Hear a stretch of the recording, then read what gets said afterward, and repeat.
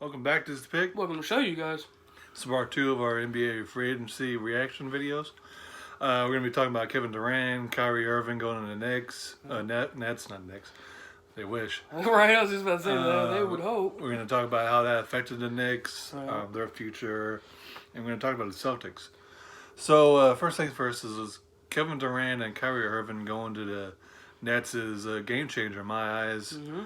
I don't know if they're going to be able to win a championship, but I wouldn't be surprised. I mean, outside of the Bucks, maybe the Celtics in a few years, I don't really see anyone really taking that finals opportunity away from Kevin Durant and Kyrie Irving. If they can both stay healthy and play at the level they've been playing.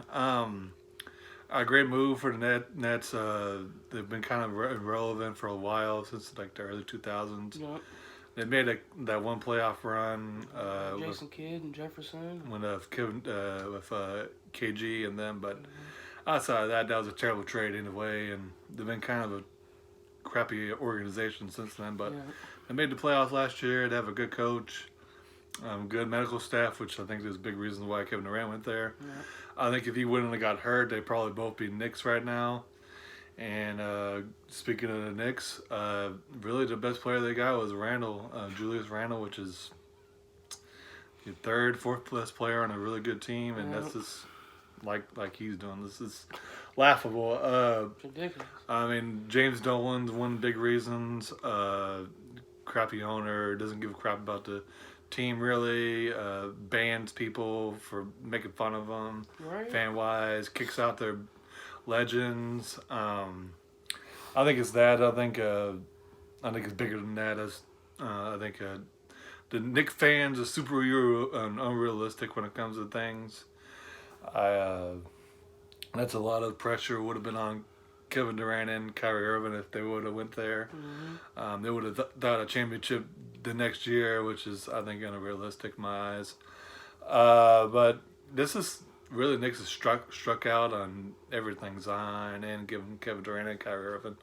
So Knicks fans want James Dolan to sell a team. I understand that. I kind of find Knicks fans annoying, so I kind of I'm kind of enjoying the misery a little bit. But they're a really loyal fan base, so I feel for them as well. So I don't know what the future holds for the Knicks until James Dolan either sells a team or gets a really good GM and coach in the situation, which they have a good coach. I think Tisdale's a good coach, but if like a saying is, if the top of the head of your organization stinks, then your whole organization stinks to a certain degree. So you can only do so much when your head people are screwing up themselves. So go ahead, what you gonna say? That's it. I was about to yeah, man. I think Brooklyn Nets came up with the big deal. You know, Kyrie, Kevin Durant, and getting DeAndre Jordan. I think that was impressive.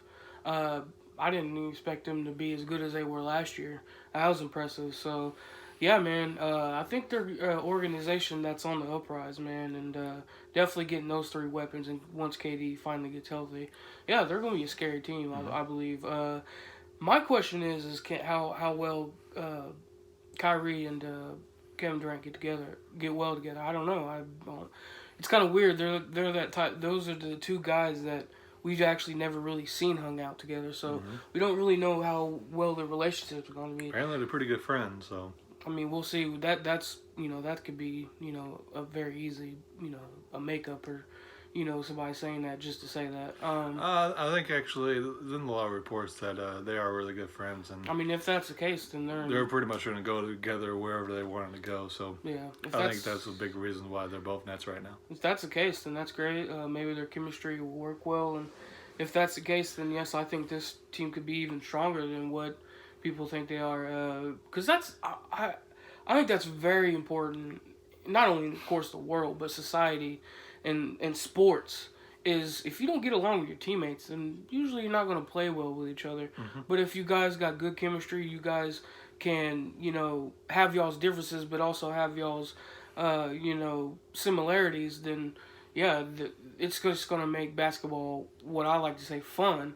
And once you make it fun, then it's, I wouldn't say effortless, but it kind of takes your mind away from other things, and it helps you guys play better. So if their chemistry is good, then man, that's going to be even scarier for other teams.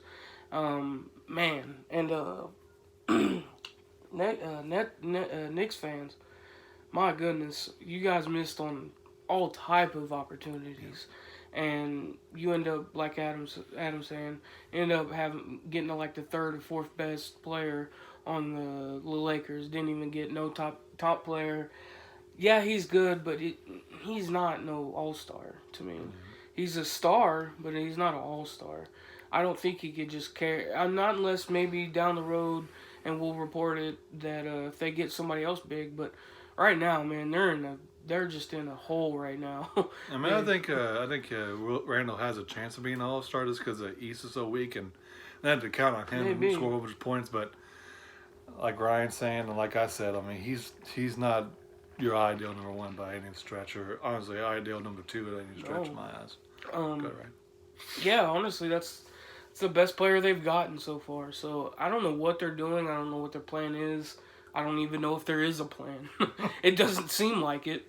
So yeah, it's just rough.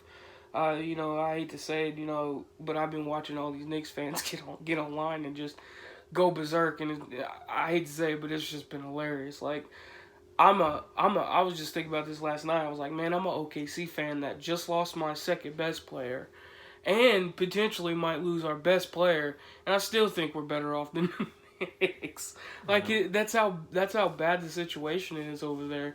So I don't know what's gonna happen, Knicks fans. I don't know what they're planning, what they're doing, but if y'all, man, I'll be going on strike right now, because this is not the way to win basketball. Is picking what I would say mid-tier basketball players for when you need to be out here picking the Kemba Walkers and the Kyrie Irvings and things like that. So I don't know what to tell you, Knicks fans, but they need to figure something out. And speaking of Kemba Walker, that's a perfect transition to our Celtics reaction.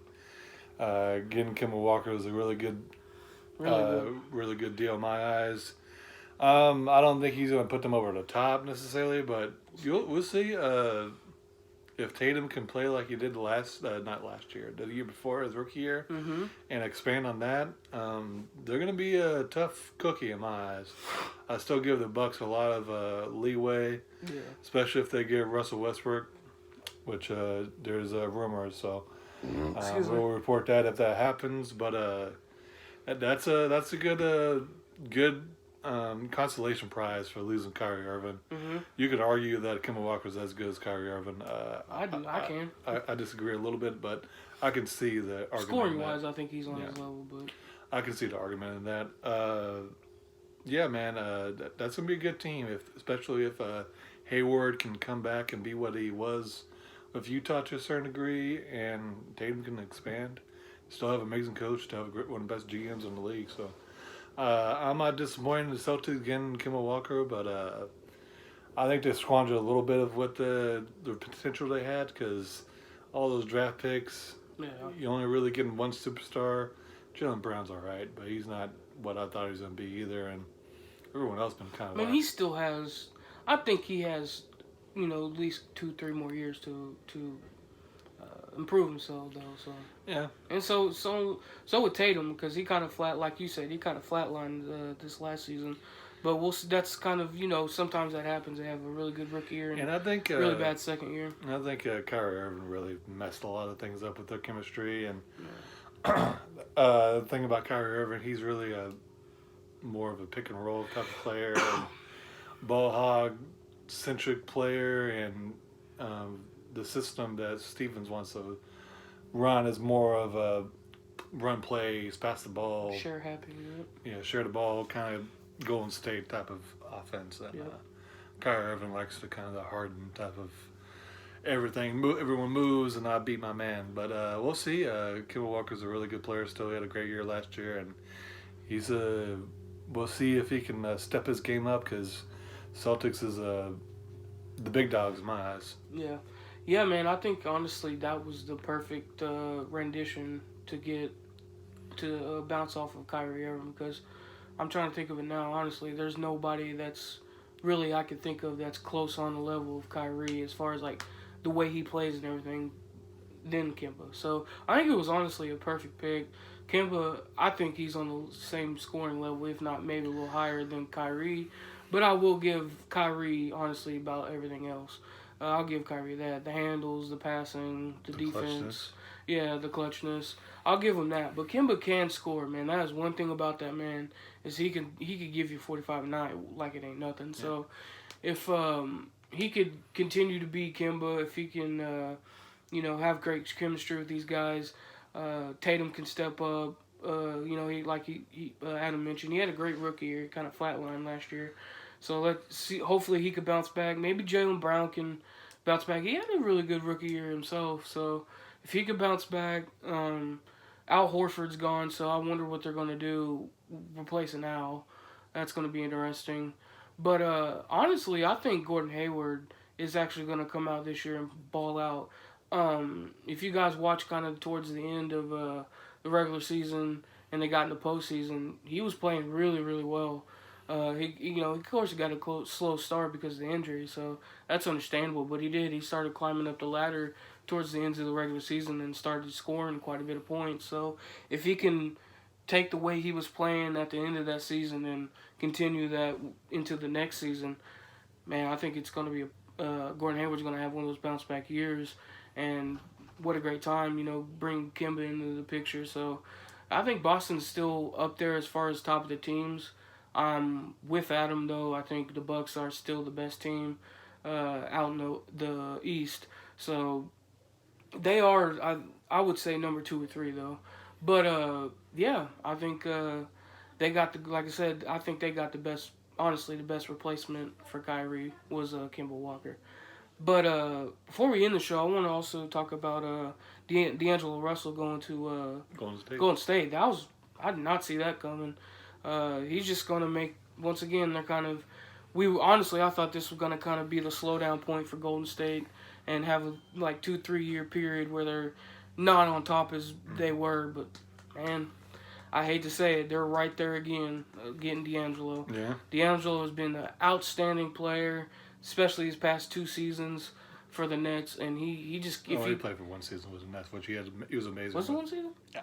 Okay, then the last year that he had with the Lakers, and then the year he played with Brooklyn, he was outstanding, man. If he keeps playing like that, then I don't think Golden State's missed a beat, man.